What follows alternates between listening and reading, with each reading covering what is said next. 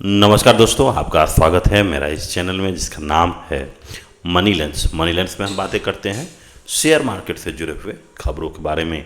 तो चलिए शुरू करते हैं। तो आज हम जिस स्टॉक के बारे में चर्चा करेंगे वो है एथर एनर्जी लिमिटेड। और इसका चर्चा इसलिए करेंगे क्योंकि एक ऐसा अच्छा खबर इसके में आया है जिसको सुन के आप लोगों को काफ़ी अच्छा लगेगा। जो आपके इसके निवेशक हैं, यदि आप इसके शेयर होल्डर हैं तो अच्छा लगेगा ही। और अगर चाहते हैं कि हम एथर एनर्जी में अगर इन्वेस्ट करें तो भी ये खबर आपके लिए ज़रूर है। तो इस वीडियो को लास्ट तक ज़रूर देखें। यदि चैनल पर नए हैं तो चैनल को ज़रूर लाइक, शेयर और सब्सक्राइब कर लें। अगर आप एथर एनर्जी के शेयर होल्डर हैं तो नीचे कमेंट में यस लिखें तो पता चलेगा कि हमारे कितने सारे दर्शक जो हैं एथर एनर्जी में निवेशक हैं। तो सबसे पहले देखिए एथर एनर्जी का, सबसे पहले देख ही लेते हैं कि वो खबर क्या है, उसके बाद ही हम और दूसरा काम करेंगे। तो चलते हैं इसके खबर पे।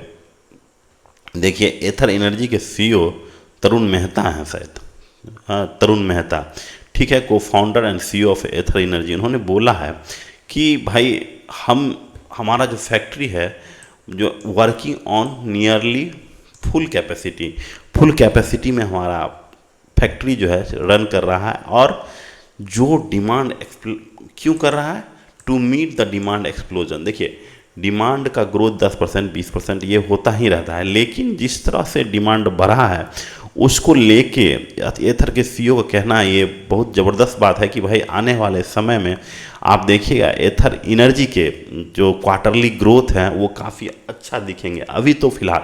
और इसके पीछे कारण क्या है, लोगों का जो सबसे बड़ा कारण है कि ईवी की तरफ शिफ्ट होने का। जिस तरह से स्ट्रेट ऑफ हॉर्मुज़ में जिस तरह से नाकाबंदी है उसके कारण जो ईंधन के, ऑयल और डीजल के, पेट्रोल के प्राइसेस जिस तरह से बढ़े हैं वो मजबूर किया है लोगों को इलेक्ट्रिक व्हीकल की तरफ जाने के लिए, ठीक है। और दूसरी तरफ जो सोलर ऊर्जा है, जो सोलर हर घर बिजली योजना है, उसके तहत फ्री का सोलर पावर आ जाने के बाद लोगों का और इलेक्ट्रिक व्हीकल की तरफ एक रुझान देखा गया है। दूसरी तरफ गवर्नमेंट के द्वारा भी जैसे कि आप दिल्ली गवर्नमेंट का अलग से ईवी प्लान आया है, आप देखिएगा उसमें 2 व्हीलर पे इतना सब्सिडी दिया जाता है। उसी तरह से बिहार हो गया या फिर यूपी हो गया। तो हर एक स्टेट अब धीरे धीरे अपने ईवी प्लान को लाएंगे। और ईवी प्लान के आ जाने के बाद एथर का जो शेयर पहले 5% 6% के आसपास था, वो अब बढ़ के शायद 14% के आसपास हो चुका है। तो एथर एनर्जी लगातार इलेक्ट्रिक व्हीकल सेक्टर में अच्छा कर रही है। दूसरी इसका जो कॉम्पिटिटर है ओला, वो तो पहले से ही, क्योंकि उसका सर्विस सेंटर उतना अच्छा नहीं कर रहा है और उसका डिजाइन फीचर भी लोगों को अच्छा नहीं लग रहा है, जिसके कारण ओला जो इनके कॉम्पिटिटर हैं वो कम होते जा रहे हैं। और ओला का शेयर ये एथर जरूर लेगा क्योंकि एथर में काफ़ी स्टेबिलिटी दिख रहा है। और इन्होंने बोला है कि यहाँ पे देखिए कि we have crossed 90% utilisation and we will try to find out to go 100%। तो अभी फिलहाल 90% यूटिलाइजेशन पे एथर का फैक्ट्री कर रहा है, लेकिन आने वाले समय में 100% इसको कर देंगे तो इफिशियंसी 100% हो जाएगा। तो टॉप लाइन तो बढ़ेगा ही बढ़ेगा, ये तो आप गारंटी ले लीजिए। आते हैं, आप देखते हैं कि कौन कितना कैपेक्स कर रहा है। देखिए ओला 2000 करोड़ का कैपेक्स अनाउंस किया है, लेकिन उसका जो कैपेसिटी है 1 मिलियन यूनिट पर ईयर है। देखते हैं कि आने वाले समय में ओला किस तरह से परफॉर्म करता है। लेकिन एथर एनर्जी देखिए 4.2 लाख यूनिट अभी फिलहाल बेच रहा है, लेकिन इससे पहले इस क्वार्टर में आप देखिए 4.2 लाख यूनिट बेचा है, लेकिन Q1 में सिर्फ 2700 यूनिट प्रोड्यूस कर रहा था। तो काफ़ी ज़्यादा 27,000 के आसपास यूनिट प्रोड्यूस कर रहा था। तो एक्चुअली में जिस तरह से बढ़ोतरी हुई है वो लाजवाब है इसकी बढ़ोतरी में, ठीक है। तो आने वाले समय में देखिए इलेक्ट्रिक व्हीकल अच्छा करेगा, लेकिन ये 930 करोड़ का कैपेक्स प्लान कर रही है। वहीं पे टीवीएस मोटर के द्वारा 1500 करोड़ का एबीएस कैपेक्स प्लान कर रहे हैं। तो हर एक सेक्टर में ईवी जो है अभी काफ़ी अच्छा कर रहा है, इसके कारण इसमें कैपेक्स अच्छा हो रही है। लेकिन दूसरी बात यह है कि इसका घाटा जो है इस कंपनी को प्रॉब्लम कहाँ होगी? इस कंपनी का प्रॉब्लम होगा रेयर अर्थ मेटल में, क्योंकि रेयर अर्थ मेटल जो है चाइना से निकलती है और इलेक्ट्रिक व्हीकल का बहुत बड़ा कंपोनेंट रेयर अर्थ मेटल से चलता है। जैसे कि मैग्नेट जितने हो गए वो सब रेयर अर्थ यूज करते हैं। दूसरी बात ये है कि जिस तरह से स्टेट ऑफ हॉर्मोज बंद हो जाने से जो कमोडिटी प्राइसेज, चाहे एल्युमिनियम हो जाए, कॉपर हो जाए, हर एक कमोडिटी का प्राइसेज बढ़ा है। और कंपनी के कॉन कॉल यानी एथर के कॉन कॉल में ये बोला गया है कि अब हम जो है कॉस्ट कट करने के लिए एल्युमिनियम से अपने आप को शिफ्ट कर रहे हैं स्टील की तरफ। तो एक्चुअली में स्टील भी कम, एल्युमिनियम कम यूज कर रहा है, कॉपर कम यूज कर रहे हैं। तो इस तरह से ये अपने कंपनी के एबिटा मार्जिन को बढ़ाने का काफ़ी ज़्यादा प्रयास करेंगे। तो एक्चुअली में देखिए, एक्चुअली में अगर देखा जाएगा तो इसका आरओई मतलब कि अभी तक कंपनी प्रॉफिटेबल नहीं हुआ है। यहाँ पे देखिए 2026 में 517 करोड़ का लॉस हुआ, लेकिन फिर देखिएगा कि धीरे धीरे लॉस कम होते जा रहा है। तो ये न्यू एज कंपनी है, ये आने वाले समय में जाके अपने आप को प्रॉफिटेबल करेगी, लेकिन फिलहाल अभी तो प्रॉफिटेबल नहीं ही है, क्योंकि 2025 में इसका शेयर आया था, मतलब आईपीओ लिस्ट हुई थी 314 के आसपास। यहाँ से देखिए लगभग अपना प्राइस से 3 गुना हो चुका है। ये सब सिर्फ इसलिए हो चुका है क्योंकि इसके टॉप लाइन में लगातार आप देखिए ग्रोथ हो रही है। 2024 में 523 है और अभी 2026 में यानी 2 साल में अपना सेल्स को डबल कर लिया है। वहीं पे जो ऑपरेटिंग प्रॉफिट पहले 238 करोड़ का नुकसान होता था वो घट के अब 70 करोड़ हो गया।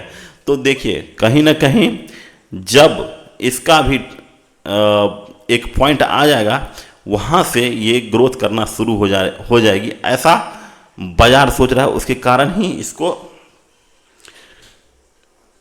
इतना वैल्यूएशन मिल रहा है। ठीक है, यहाँ पे देखिए इसका वैल्यूएशन, आप देखिए इसका वैल्यूएशन तो अभी फ़िलहाल निगेटिव में है। यहाँ पे देखिए पी तो इसका निगेटिव है क्योंकि कुछ होगा ही नहीं, लेकिन वैल्यूएशन बहुत ज़्यादा होने के कारण ही, क्योंकि लॉस ही कर रहा था इतना दिन से, लॉस में ही उसका प्राइस जो है धीरे धीरे लॉस कम हो रहा था तो प्राइस एप्रिसिएट कर रहा था। बस इतना ही खेला हो रहा है इसमें। और दूसरी तरफ देखिए कंपनी जो है पहले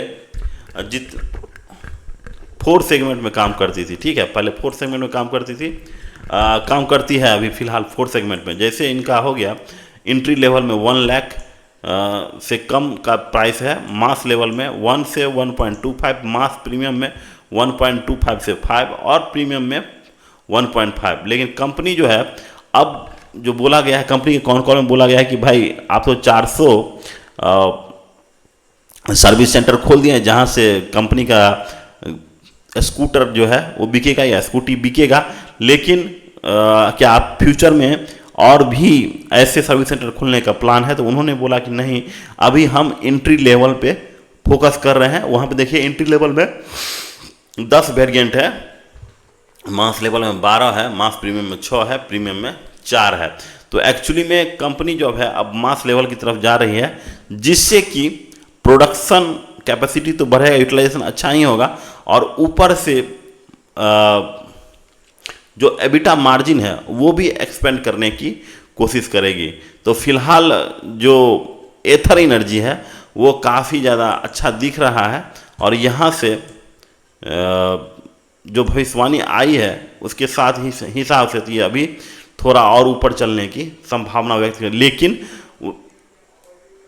अगर आप इस चैनल पे नए हैं, ठीक है, तो आप अपना ड्यू डिलिजेंस करके ही किसी शेयर को खरीदिएगा। मेरी किसी भी तरह की गाइडेंस सिर्फ इंटरटेनमेंट के लिए आपको बताया जा रहा है, आपको सिर्फ एडुकेशन पर्पज से बताया जा रहा है, कोई बाय और सेल रिकमेंडेशन नहीं है। तो एथर एनर्जी में अब आते हैं। एथर एनर्जी का सेल्स देखिए 62% है और प्रॉफिट 37% है। तो मैंने पहले भी बोला था कि अगर आरओई से ज़्यादा अगर सेल्स और प्रॉफिट ग्रोथ होगा तो उसको पैसा लेना ही पड़ेगा, क्योंकि कर्जा में से डूबा ही होगा, पैसा लेना पड़ेगा और इक्विटी को डाइल्यूट करना होगा। आप यहाँ पे देखिए लगातार इक्विटी डाइल्यूट होते जा रहा है। तो इक्विटी डाइल्यूट होने से सबसे बड़ा खतरा यही होता है कि भाई शेयर चलने में थोड़ी सी तकलीफ होती है, लेकिन बाद में अगर इसमें ग्रोथ आती है, जो कि दिख रहा है कि ग्रोथ आएगी, तो यहाँ से स्टॉक ऊपर आगे चलने की संभावना तो है ही।